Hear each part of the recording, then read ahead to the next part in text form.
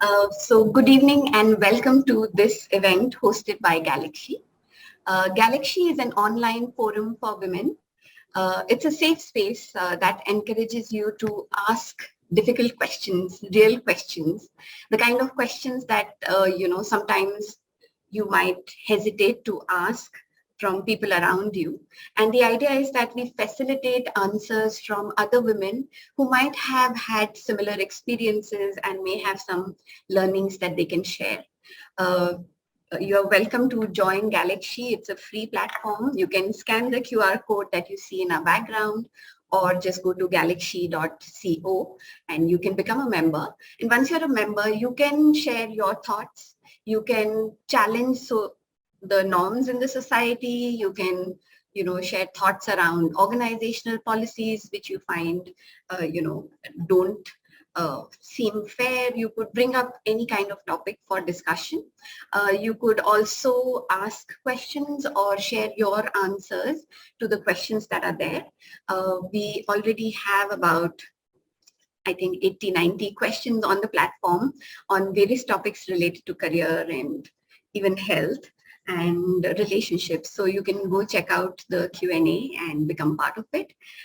Today's event is on Own Your Career. So this is our way of initiating conversation between women who are just about to start their career.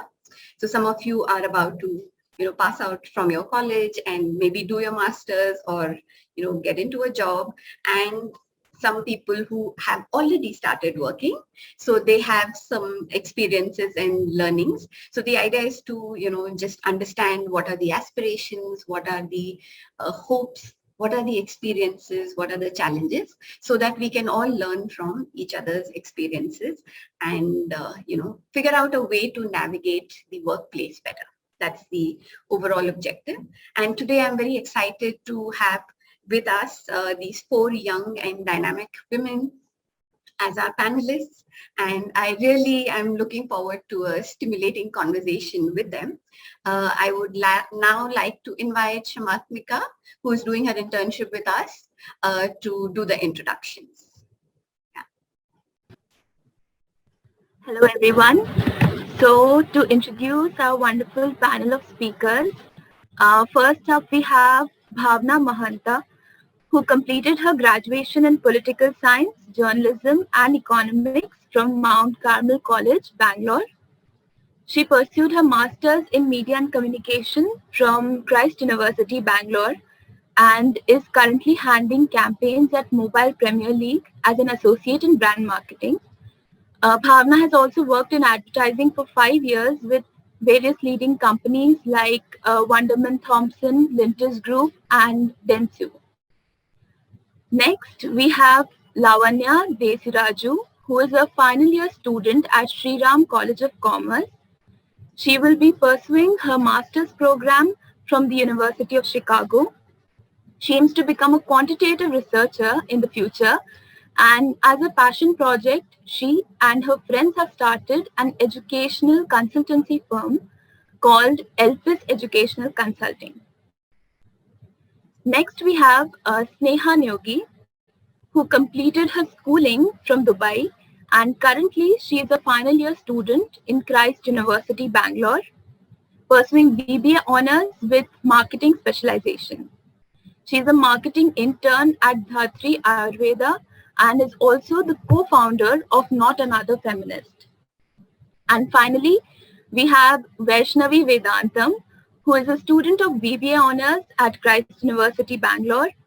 She is also the co-founder of Not Another Feminist, and she has worked as a social media marketing intern for Youth Uprising and is currently interning at INSOFE. Vaishnavi invests most of her time in researching women's health issues, and she's extremely passionate towards finding a place in a femtech company. Now, I would like to introduce our moderator for the event, Ms. Sonali Sinha. She is the founder of GalaxShe, which is a forum for women, and she's also the founder of Soaring Eagles, a coaching company. She has over 25 years of experience across investment banking, consulting, non-profit, and entrepreneurship. She is on the board of 3 organizations and she coaches business leaders and senior executives.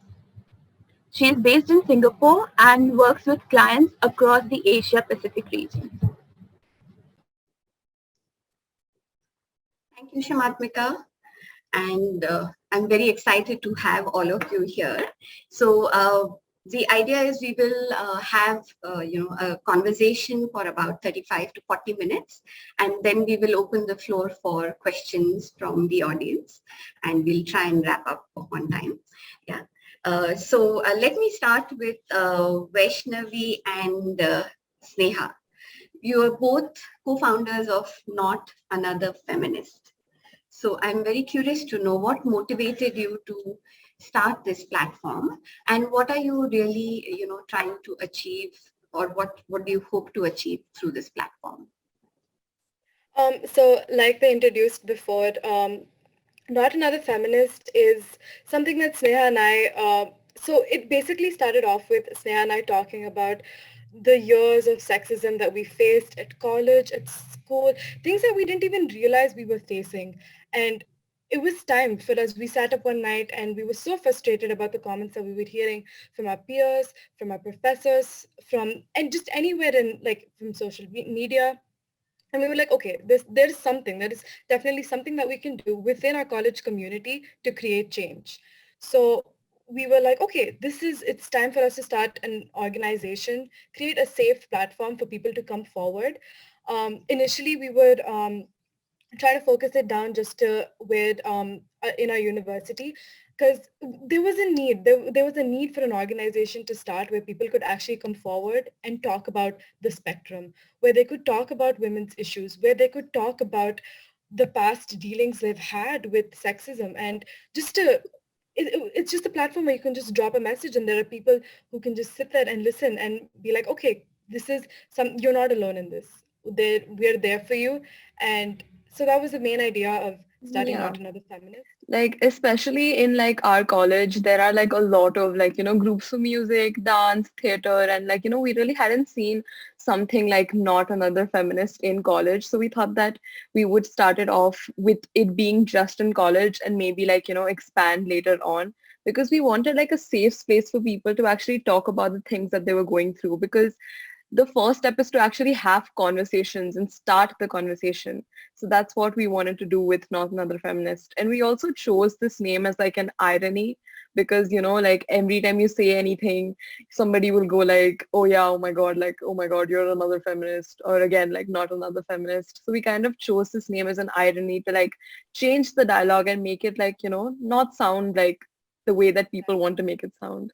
Exactly, because people look at, I mean, you say something in a conversation, something, a sexist remark in a conversation, and you can see on our faces that what you're saying is wrong. But like, the next step is to voice your opinion and say, okay, you're wrong. So Not Another Feminist is not only for feminists, but for people that want to introduce themselves to the topic, to actually learn about what feminism is, how inclusive it is. I mean, I remember when we were starting the group initially, people were just like, what about men? And that's what they had to realize. Feminism is not just women centric. It's for people that believe in equality, for anyone and everyone that believes in equality. So like the tagline we said when we were launching Not Another Feminist, if you believe in equality, then you're a feminist. So I think that's something that we really, really needed to put inside people's head, and for people to realize that, it's time for us to come forward, not just to sit on the sidelines and just watch, but be a part of the action, be a part of the change. So yeah, that's the main reason Not Another Feminist exists today. Lovely. I'm so happy to hear this, and happy that you felt that you need to do something about it and you went ahead and did it. So I'm curious, what are your career aspirations, and how is this experience of running this group and what you're researching and finding out, how is that going to have an impact on the career that you have planned for yourself? Okay, so I'll start off. Like they mentioned in the introduction, I am extremely passionate about femtech organizations and what they do. It's not until 2012 that people realized what the whole feminine industry is about, or the whole female hygienic industry is about, or like how women also need to be given attention towards the products that are being catered to them.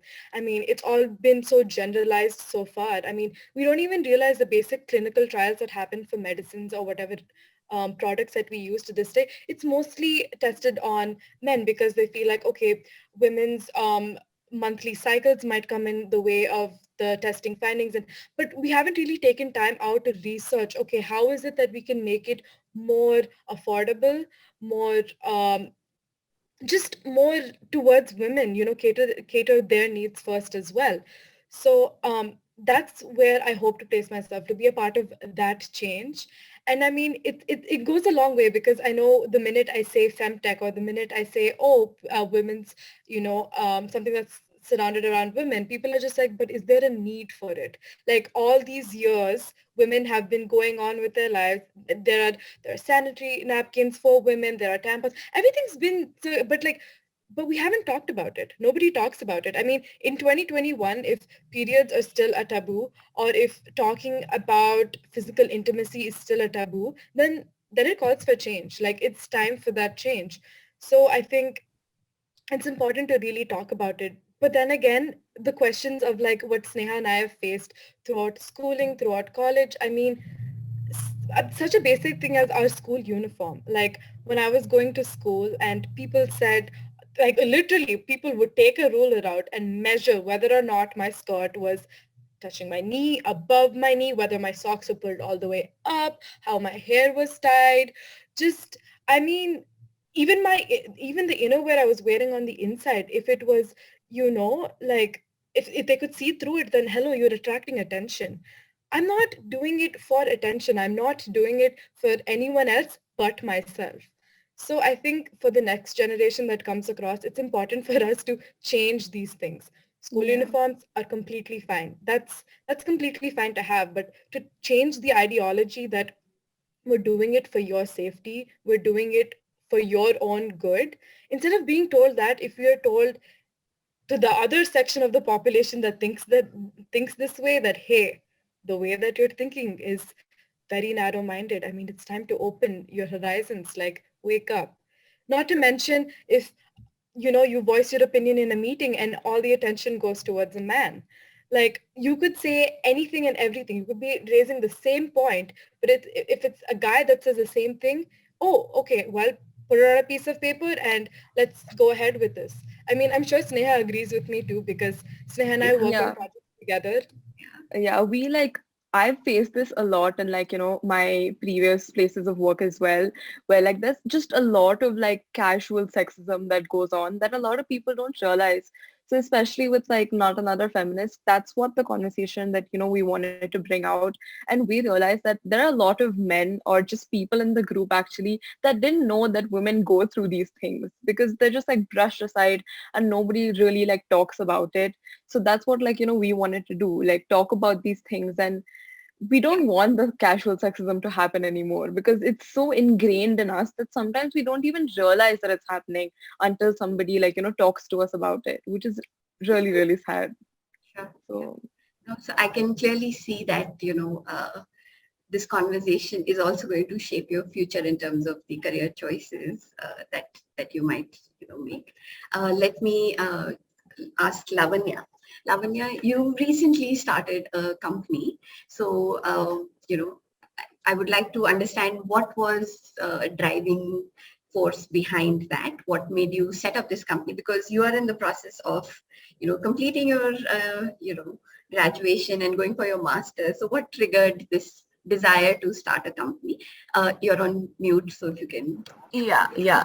So initially, when I started going through the whole foreign application process, you need to give a couple of standardized tests, which in itself is a huge stressful endeavor that you prepare for the exams. You give your mocks, you write the exams. If you don't score well, you go over that again.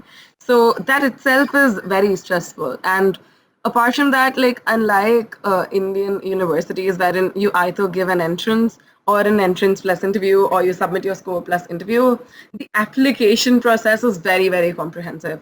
for these universities, I have written around 40 essays. And that is a very, very conservative estimate I'm giving you.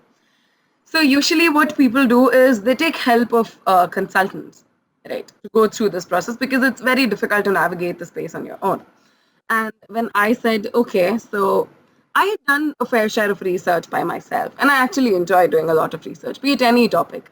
If there's something I'm interested in, I spend hours and hours reading about it. I look for books at my home. I have my own personal library just back there. So like I look there, I go to my college library, I look there. So I had done a fair share of research about colleges, how they pick kids when they're looking for students, etc.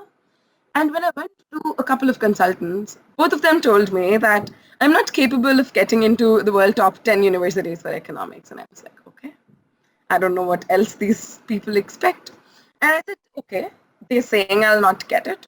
I'll give it a shot. If I don't get it, it's okay. I shouldn't have that regret that I didn't try. Jokes on them, I got into 8 of them. So it is, and then I realized that there is a lot of mismatch in the information that these people have with them and stuff which is actually going on in these premier institutes, because the institutes also have revised their parameters to be far more inclusive of people, and they're far more concessional in the sense that even if your GPA isn't that 9.0, right? I know a lot of people, especially in a place like SRCC or even Christ is very competitive for that matter. So people run behind GPAs that is their only job in life. So, and then once people actually expand, it does take a toll on your GPA. I was a part of like 8 societies in college, and it was practically impossible for me to maintain more than 70% attendance. And of course, I had lesser GPA than my peers who went to all classes. I had to learn a lot of stuff on my own. But then I'm happy about it. I don't feel bad that I missed my lectures because I learned a lot more outside than I would have in that particular class. So these colleges have actually started considering more holistic approaches towards admissions process, etc. And then I realized that there is something which we can do about it. That you need to make it more accessible to students. The average cost, just to put it out there, for pre-college applications is around 1.5 lakh rupees at this point of time. You've gone on mute, Lavanya. I just felt that is way too much for 3 applications. And then I threw this idea around with my friends that, I think we should do something about it. So for 3 months, just like a philanthropy project, all 3 of us, we just put it up on our LinkedIn that, we are 3 people who've gotten into the following institute. If anybody requires any help with their application process, just contact us. We'll be more than happy to. But after that, the situation became so overwhelming for us that in one particular day, we had to sit for 8 hours just on this project, and we had time for nothing else. So I was like, okay, this can actually lead somewhere, and that's how we decided that we will charge a fairly minimal price. So we charge, like, our most premier package comes with 6 applications, and that is 12,000 rupees for everything. And no consultancy actually offers one-on-one guidance, which I think is very important in application process. Given that the processes have been made for more realistic, they look for that unique aspect you can present to the community of the college. So I think that one-on-one aspect, which I wanted to bring in, we could successfully do it. And finally, we got our company registered, and we've been formally working for the past couple of months as a full-fledged company under the Indian Companies Act. So that's how actually this came to life. Yeah. So I'm wondering, now that you're going to go abroad for your master's, how does the company fit into your career plan? Yeah, absolutely. So something which is not so common in India, apart from internships, but which is very, very normal in US or the UK, is something you called earning while learning. So they usually work part-time. Everybody works part-time. So even undergrad students work part-time, to be honest. So usually we are allowed to work 20 hours a week as per our visa restrictions. So for me, I decided on not looking at any other part-time employment opportunities. And those 20 hours a week, I will be focusing on our firm, and off three of us, one of them is working full time on the company. So she will actually be taking charge of managing everything for us, from India, because both of us are going abroad and there will be time zone problems, etc. Yes, so both of us collectively decided that we will not take up any other part-time job, and this will be our part-time employment. Excellent, excellent. I like how, when you come up to a problem, all of you have said this, that we decided we have to do something about it. And you've actually gone ahead and done something, and that is really, really impressive. Let me now come to Bhavna. You have been working for around 6 years, over 6 years now.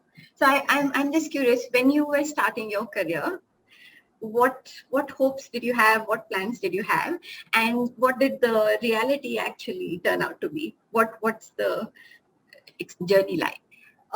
Firstly, I would just like take a second to thank GalaxShe and the platform and everyone who's present in this call for giving me this opportunity to speak in front of you about, with the thought that maybe I might motivate or move you in some manner. But I mean, this opportunity for me is nothing but like a fruiting reward for, I think, owning my career. So that is something I've been wanting to tell. Going back to your question, Sonali, the most funny thing about my career was that I never wanted to get into advertising in the first place. This was not my plan. My plan was something completely different. I wanted to study, I wanted to finish my communications because I realized that is the only thing I was good in. But, other than that, I wanted to get into fashion styling. That is what I wanted to do for my career and earn my living and all of that. But due to circumstantial issues and personal problems, I couldn't move to Bombay. My plan was to move straight to Bombay after I got done with my master's, but I couldn't. So I had to stay back in Bangalore and then figure out a way how to sustain myself because, ghar pe I very confidently told off ki I'm here, I'm not going anywhere, I'm not going to come back. My mother had given me an opportunity to look after the business that we have. But I'm like, I'm not going to do that. So you figured that bit out. So I had to figure out something in Bombay, in Bangalore. And by fluke, I got into advertising because for me at that point of time, I needed a job. I always wanted to be financially independent right after I go get out of college. Now that my plan A, which was to become a stylist, didn't work, I at least made sure that I stuck to the plan B, which was at least to be financially independent after college. So I got there and I was fortunate to start my career with Low Lentas, which is one of the leading ad agencies in globally, and the Bangalore branch is supposed to be the best in India. So I started my career as a servicing intern there, and there has been no stopping since then. I mean, I have not taken a break. I mean, I'm so happy with what I am doing. I am shooting and working with the top directors and producers of the country, with our loved actors. I'm working with the top creative people of the country. So, I mean, it just worked really, I mean, fortunately well for me. Of course, there were roadblocks which we don't anticipate. But for me, what turned out little easier, or maybe life has been a little more fairer to me compared to, I mean, most of the people. Not that I'm comparing, but the fact that I mean I did come across the roadblocks which were like your usual ones, is what I'm trying to say, like favoritism, something that we know. Then there is of course there's patriarchy, and I was not taken seriously because I was a girl firstly, and then I was a young girl to top of that. I did I was objectified by a client as well. There was a time when there was this one time in my career in one agency that I worked. The client, hate is a big word, but they used to not like me. I mean, having to wake up every morning, trying to call somebody, checking on what they want to do, but you know that they are not interested to talk to you. That used to be so demotivating every day. But the reason why I am here and what worked out for me is because I didn't stop. I didn't let their attitude or anybody else's attitude in this span that I have affect me at all. I did have my heartbreaks. I did have my, you do have heartbreaks because it's not just by boys. It's because, sometimes people you expect they will be there with you, your friends, your girlfriends. And unfortunately, in my life, I have always been uh, um, maybe judged, or maybe if any kind of backlash that I've faced in my life, unfortunately, has always been from women. So, I mean, that is, I had to face, I mean, something different altogether, where I was expecting, okay, maybe men will be coming and telling me this, ye bolenge, but it was the other way around for me. So I didn't let anything affect me. I stood my grounds. One thing that really helped me to plan out or be where I am was also because I voiced out. I didn't keep quiet for anything. If it was good, I was the first one to scream. If it's bad, I am the first one to scream as well. So that is something that worked for me. And I mean, I don't think so. Looking back now, there's nothing other than advertising or communication that I would ever do in my life. So yeah, I mean, I did face the usual that we think and we anticipate, but I didn't let anything affect me. So yeah. So just as a follow-on question, you have worked with some of the largest advertising agencies. So what prompted you to move from advertising to brand marketing? What made that decision? So Sonali, I mean, I really enjoyed what I was doing, and advertising as an industry has been really nice to me. I haven't faced any such issues from that industry which made me move from one industry to another. I had two very important reasons. One is, yes, we have to follow our passion, but we also have to take care of our bank account. We need to have security. And like I mentioned, my deriving factor, first thing that I started with was that I need to be independent because stylists didn't work out. I had to move from advertising to a place where the monies were better. I mean, I felt a little overworked and underpaid in that industry. If you are looking for a reason as to why I moved, but the main, yes, monetary is one of the major reasons. And second is, I also wanted to apply whatever I learned in advertising. In advertising, I have one brand or say 5 brands at max for my capacity to work and take care of their business and the communication. But I wanted to do more. I wanted to not just advertise, but build that brand and then advertise maybe, which is exactly what I'm doing right now in my company.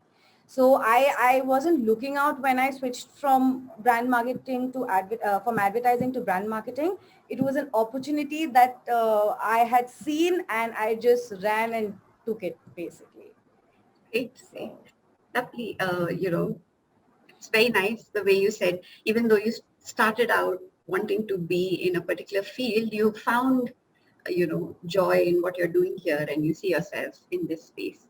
Lovely. So I'm now going to, just throw questions at all of you, and, love to hear different perspectives on these questions. So starting with, you know, in India especially, the participation of women in the workforce has actually been declining. There was an NSSO data which said that it dropped from 36% to 24%, right? So when you're starting your career, obviously you believe you will continue, but my question is, do you see yourself taking a break in your career? One, and if you see yourself taking a break, what do you think will be the driving factors for that? So we could just go around and listen to everyone's views. I don't think that I really see myself like taking a break, but also again, I can't answer for myself maybe 10, 15 years from now. But definitely looking at my life from here, I don't really think I would see myself taking a break because I really want like, financial independence, financial freedom. I want to someday start up my own business and everything. So I really don't like, also I love working. I enjoy working, especially doing something in like, the beauty and skincare industry that I'm very, very interested in.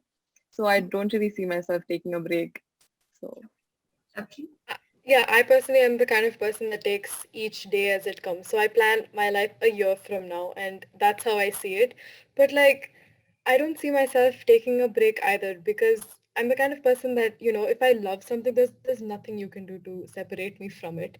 Like, I also believe in financially being independent, and I am not ashamed at all of saying that, okay, yes, money does come first, but passion also matters.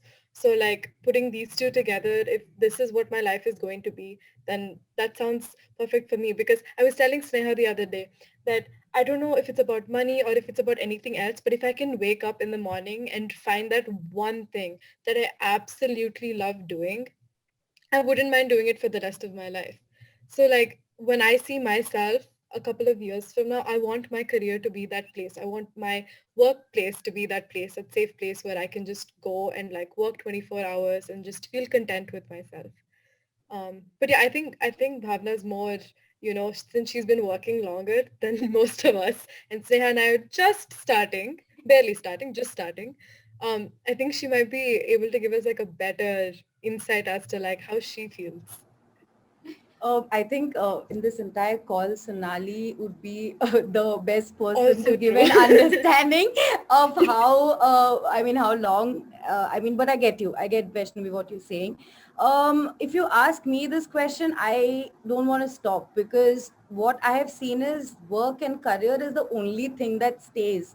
Because in this entire pandemic situation, there has been times when family's been a little off, your personal life is a little gone, but your work is there. I mean, I am so thankful to God and everybody else that, I had my work to take care of my sanity no matter what. Maybe I was running for some stupid deadlines, I don't care. But I realized one thing, that if I have work and if my career is in place, I have something to fall back to. So I have always heard that multiple times ki, Bhavna, you'll burn out because I honestly work like a monster. If I mean, like, I am a workaholic, and that is the kind of introduction that I'm given in my organization. My boss introduces me like this to everybody else, but that is how I work. So I have found my sanity in the way I work and the way the things has fallen in place.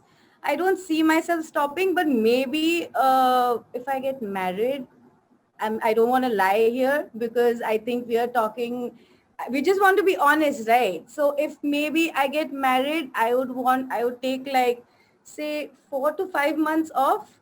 I mean, if that's the only, if I'm looking at a break, that's the only break that I can foresee in my life. That would be the only time because I would want to beautify myself and do all the things that's required to be a bride. So yeah, and that would be the only reason, not that anybody is forcing me, family or anything. Nobody can stop me to do anything. No one has been able to do that till now, thankfully.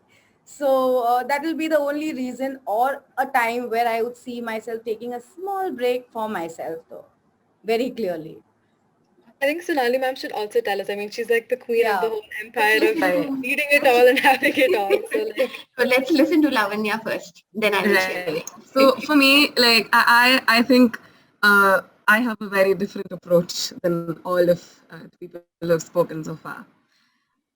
I get overwhelmed very easily because, irrespective of anything, I cannot give up on my music. So that has been there for me since the day I started speaking. Both my mom and dad are classically trained musicians.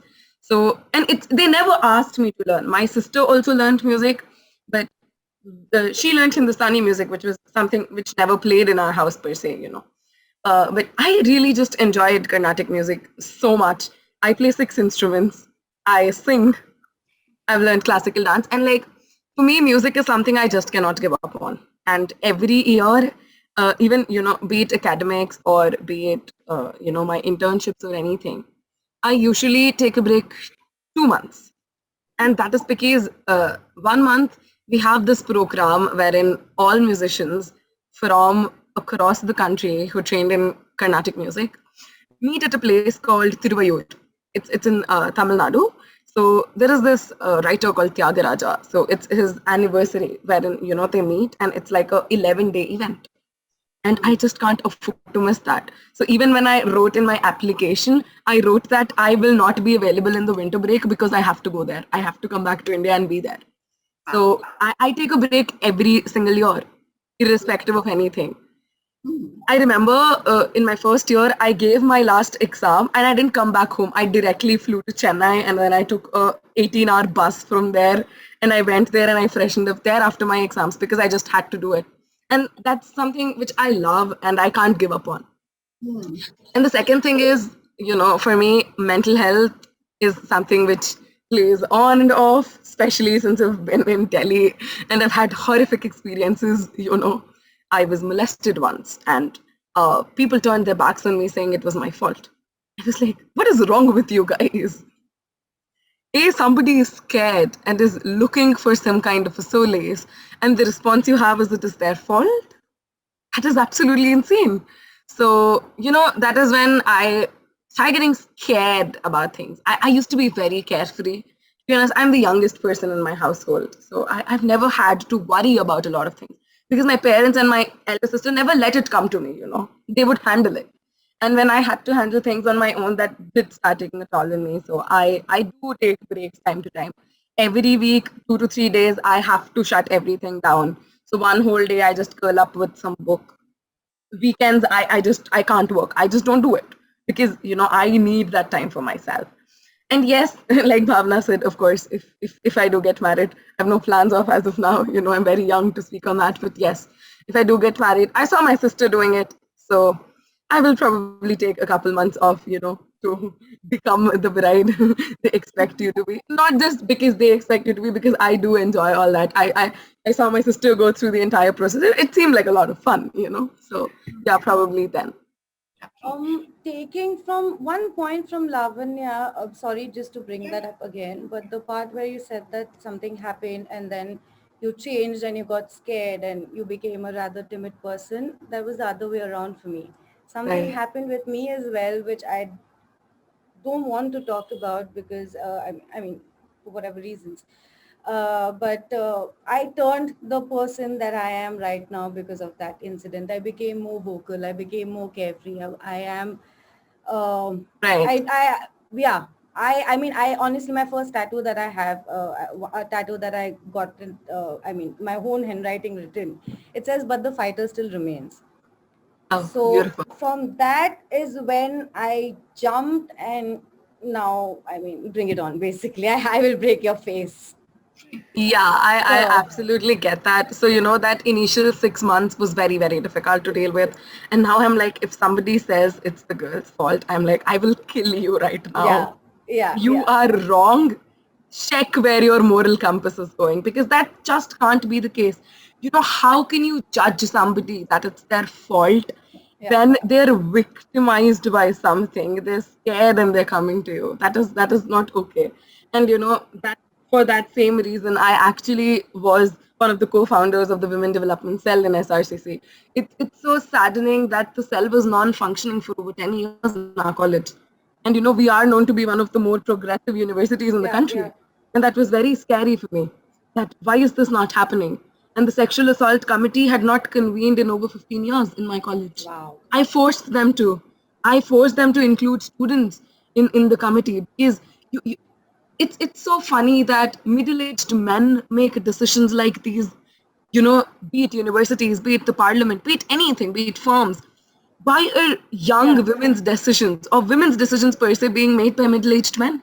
I just couldn't fathom that. And, for our fight, I stood up as, secretary for the students' union, and no female vote went to the opposite candidate when we did the analysis. And that was something I'm really, really proud of.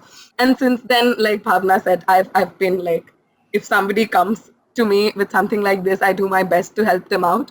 And if something like this happens to me, they're at a very disadvantaged place at this point. If that's to say. Thank you for sharing. And I know it is very difficult to talk about experiences which have really shaken us. And it's very unfortunate that it happens and things have to change, which is where, these conversations are so important. to have these spaces where you can actually have these conversations. Victim blaming is something which is totally not acceptable, and we have to speak up and we have to change that narrative. And yeah, it's disturbing when I hear And these one stories. thing is so sad, Sonali, that I couldn't speak up, so I was victimized by my university. I will not take which name university is. I'm from, because whatever, for whatever reasons, I was victimized by my university. All the women professors were against me, and I had nowhere to go. I had nothing to do. So yeah, I'm so glad that the kind of things that Sneha and Vaishnavi are doing, I think it should be there in every colleges, every schools also for that matter, because I missed you guys at the time when things weren't right with me. Not I'm not saying, like if you guys were there or whatever, I mean, it would have been a better space for everybody. Yeah. Actually, coming from a space of empowerment or a space of control, what do you think needs to change for this situation to change in India? I think a lot of the times women are against women, which is so sad. Like we already have so much going on in our lives, and having the support of other women really empowers you. So I feel like, when other women are pitted against each other, it's really, really sad, especially in like, a lot of universities, a lot of workspaces. Like, you open up to somebody and you don't get like the support of like other women, which is extremely sad. And I think that's the first thing that needs to change. Like, I hate that, like, the first thought in another woman's head when they're telling about any kind of trauma that you're going through is, oh, like, I don't believe you. Like, that's really, really upsetting to me. Yeah. I think we just have to voice what happens to us more. I mean, anonymously or not anonymously. I think the more we talk about it, because I feel like for people that don't know what you're going through, it doesn't seem like a big deal to them. But for you, the amount that you've sacrificed, because once it happens to you, you're never the same again. Either you're empowered or you're scared, or you become scared and then you empower yourself. So it goes both ways. So I feel like we really need to talk about it. Like, Yeah. we need to ask questions. So for us to do that, we talk about it and then we wait for people to ask questions so that we can really talk about it. And I think it's kind of like we're living and we're learning at the same time. But we just hope and pray that other people also accept and, kind of understand where you're coming from as well. Yeah. Yeah, Lavanya, you wanted to say something? Yeah. Yeah. So I think like Vaishnavi put it really, really well. So it's the first thing is stop normalizing trauma, right? It's so sad that I kind of feel very weird talking about this, but then if some guy is stalking you, most people take that as as a validation that you're beautiful, and that's absolutely wrong, because if somebody thinks you're beautiful, they should come up to you and tell you, hey, you look nice. Yeah. That is the way to go about it. Stalking, and it's so sad, something like this happened with my friend, and the way she spoke about it broke my heart. She was saying, what, there were like 3 people following me to my PG last night, and like and I didn't even dress up. I was like, okay, that is sad. That is just sad. That is plain sad. You're normalizing very, very wrong things, and that I think that is where you need to start, and that is where what Vaishnavi says comes in. Actually, People should be free to talk about these things. no, you made a very valid point, because a lot of these come from our movies, and I was so just gonna say that. Yeah. Absolutely, I was just gonna say absolutely. that. yeah, that needs to change, because they are teaching the wrong behavior, and as a society everyone just accepts it as normal. So that needs to change. Right.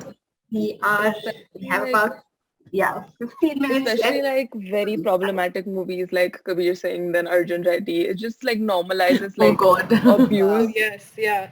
I think we run on male. I mean, I don't want to. I'm saying it because I believe it. I think partly, I think through our puberty years or a little bit later on, our life runs on male validation because we think that we think that, okay, if a guy is saying this to us, our lives are now worthy and somehow they have purpose to it. But I think that's false. I mean, that's how I think. And Yeah. yeah. Yeah, actually, I would invite all of you maybe to just reflect on why we feel that way, because what is making us, feel that the attention of the other gender is so important. So again, it might go back to the sort of narrative that we are, I shown. think it also like depends on like, how we were like raised and stuff. Even though like our parents might be very like, open-minded and stuff, we still have like, our grandparents and other people in our family who are not. Like, every time I would, especially when I was a little bit younger, every time I would say like, oh, I want to do this, I want to do that. My relatives or somebody else would tell me that, do it when you're married. Like, why? Why can't I do it when I'm alone and grown and move out? Like, why does it have to be with a husband? Yeah. So, let me bring it back to the career angle, because we're talking about own your career. So, we'll just go around the room, and if you were made the CEO of a company and whatever you decided would hold, what are those one or two things you would change in how an organization is run? I know some of you have not yet entered the corporate sector. You could maybe think of the college scenario, if that helps, or if you have seen stuff around you. From your perspective, what are those one or two things that need to change for it to be, a more enriching experience for women, so that they don't feel the need to step away. Yeah. So let's start with Bhavna.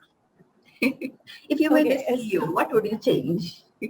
I mean, one thing that I would like to change in general and not just for women is the fact that the deadlines that we are running towards, if I was a CEO of a company, there would be no deadlines in my company. I would just let it naturally grow. I mean, it will affect a lot of other things, but I mean, I'm given the choice, so I can do whatever I want, and I think that'll work.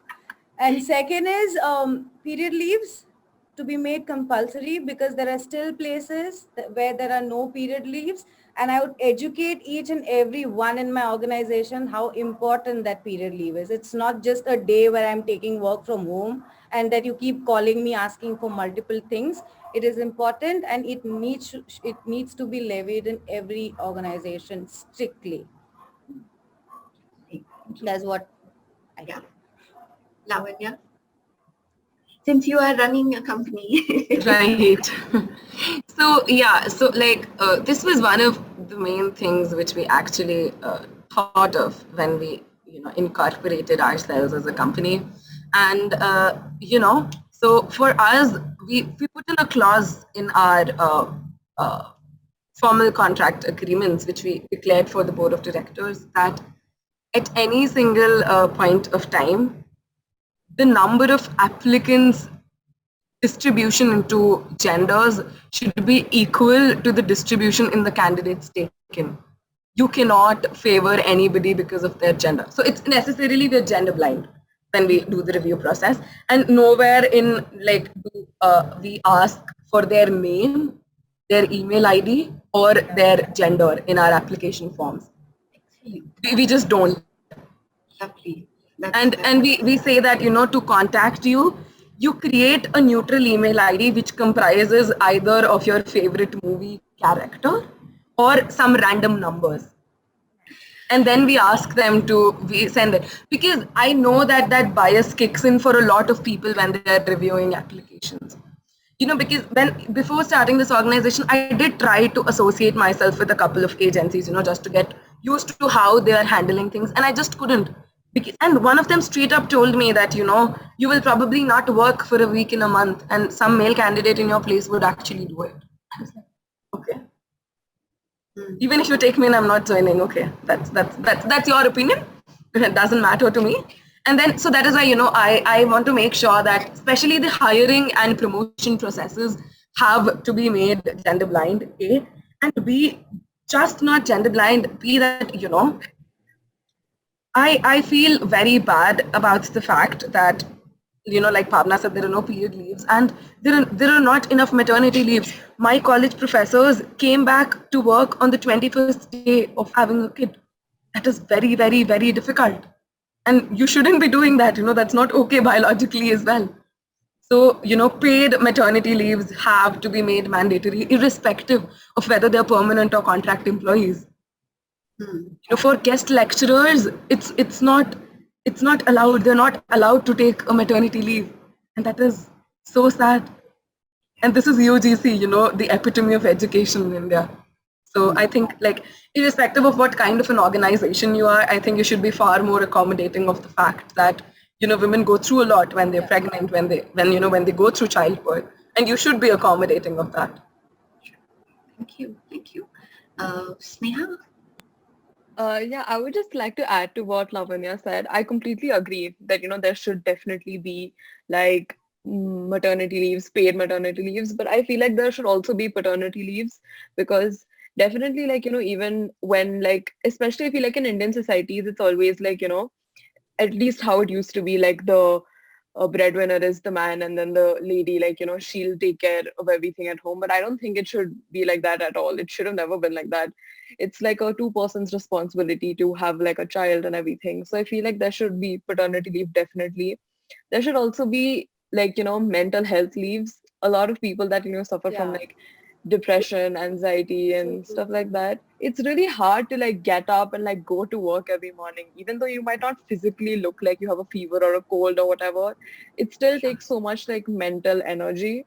So definitely that and period leaves 100%. Okay, thank you. And Vaishnavi?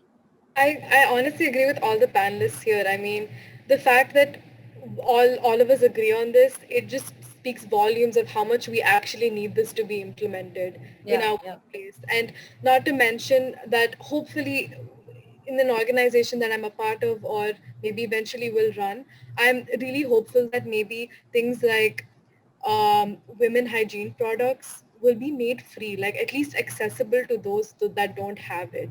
Like, I mean, I grew up in the US for a very long time and I grew up here also. And so like I understand, like, I mean, to have to put a quarter into the machine so that we can do it. What if you don't have change on you? Like you still need it, but like how do we make it accessible to you? So like in terms of like mental health, I mean, and we should be supportive of working mothers as well. I mean, I think it's capable to say that women can have it all. Everyone can have it all if we just make ourselves a little bit more inclusive and more supporting of other people around us. So like that's the hope, and I'm glad everybody else agrees with the same. Yeah, thank you. I think all the points that you all came up with are really important to make the workplace a better workplace for women. And yeah, the point that you made that it needs to be more inclusive. And there are, when I asked that question of do you see yourself taking a break, there are a lot of studies which show that women go through certain transitions in their life, and that's when they tend to take a break. Many of them want to come back, but they really struggle. So this is something maybe we can take up in another conversation, but I want to open the floor for questions from the audience so that we can have some interaction with the audience as well. If anyone has a question, you can just unmute and ask. Okay.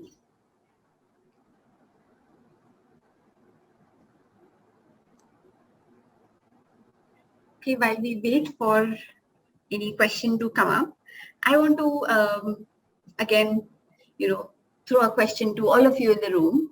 Do you see yourself as a CEO of an organization at some stage? I see myself owning my own business. So if that's CEO, then yeah. Okay. Yeah, me too. I definitely want to start my own business. I know that I don't want to work under someone like for a very long time. So It's not worth it, Sneha, trust me. At some point of time, I have realized this very early in my career. I have done nothing in 6 years, but I've realized that working under somebody is a little bit of waste of time here and there, which you can maybe use in your own thing. Yeah, I mean, either I want to be a part of the change, and if don't see that happening, I will take it into my own hands and be the person who maybe Yeah. gives the nudge Right. towards change. Right, got it. Steering the change, Yes. So for me, like that I did start an organization, and formally I am the CEO of that firm currently, and I hope to continue with it because this is something which I'm really, really passionate about, and even per se, like this is something which I don't want to do full time. I do want to become a professor in computational probability and economics later on. So even there, that does fall in alignment with my ulterior motive, which is like teaching. I just love teaching.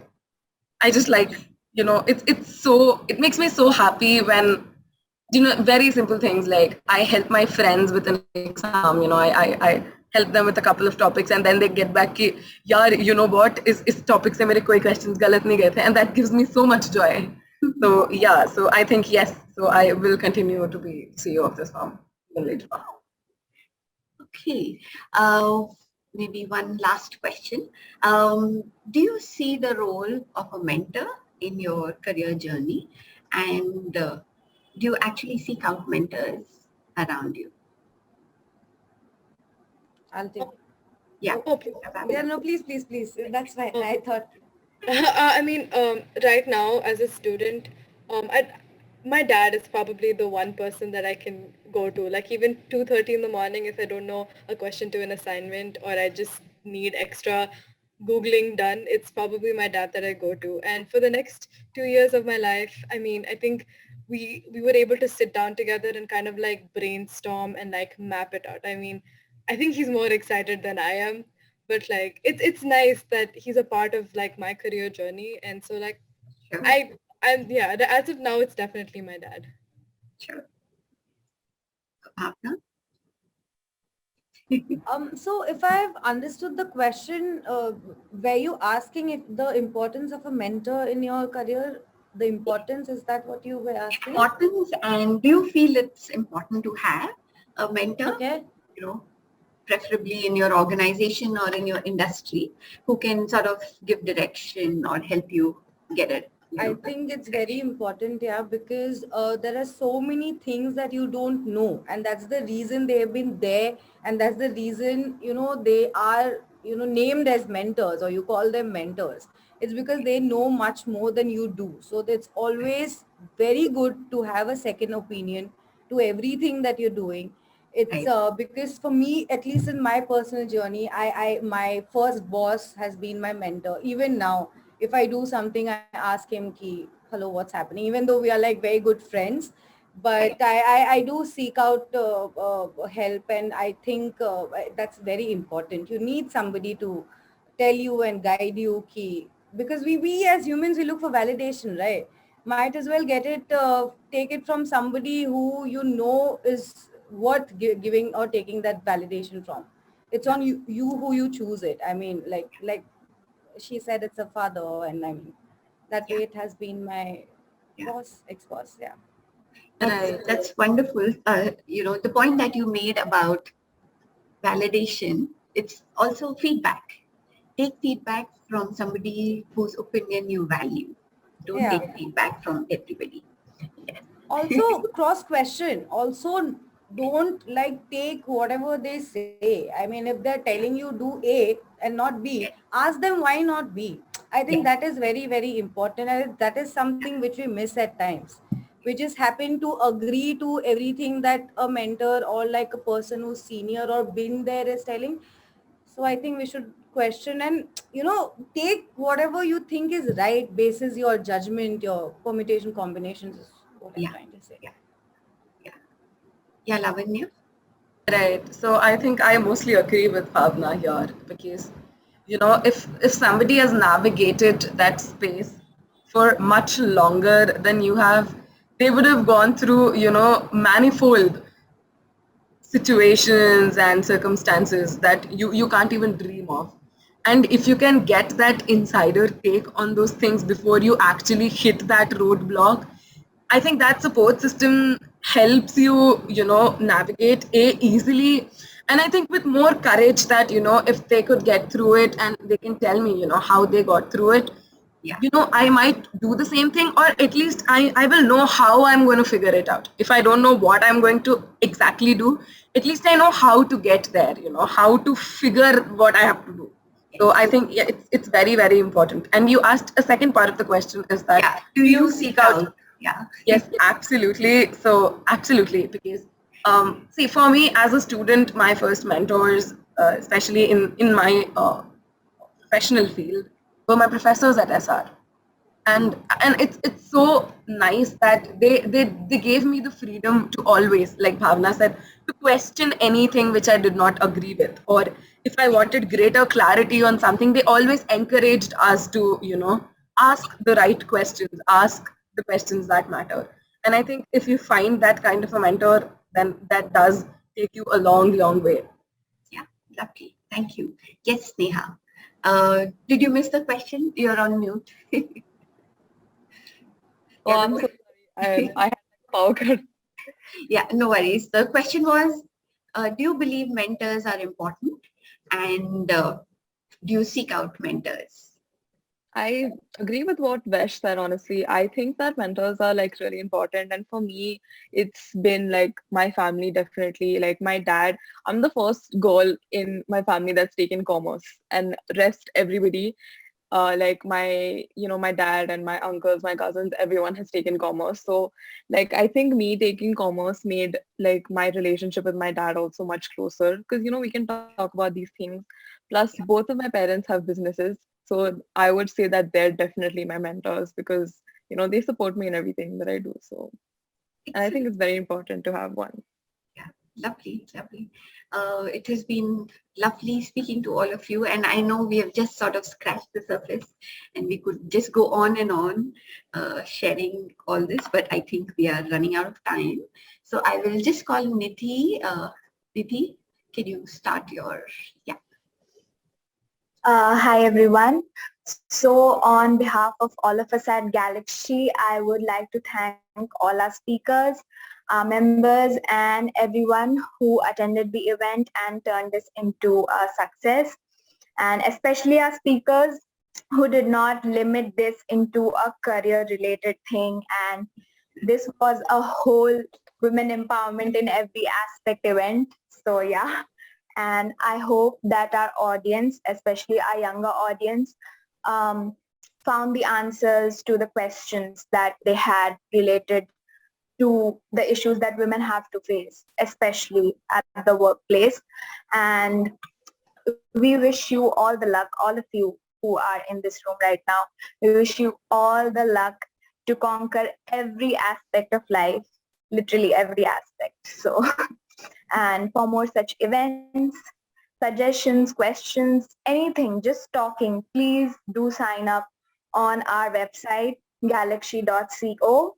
You can also scan the QR code on the Zoom background, which did not work for me for some technical issue. And thank you once again, everybody. It was lovely and wonderful having on you. Thank you, Nidhi. Thank you, everyone. It was really lovely. And yeah, when we start talking, we can go in all directions possible. And I'm glad that, we were able to voice whatever came up, because that's important. This is a space where we hope you feel comfortable enough to share. And we look forward to having more such conversations over the coming months. So yeah, thank you so much. Thank you for giving us this opportunity. It was amazing. Yeah, absolutely. Yeah, lovely. Do come on to the GalaxShe platform so we can continue. We'll Absolutely. Yeah, lovely. Thank you. Thank you, Thank everyone. Bye-bye, guys. Thank you, everyone. Bye.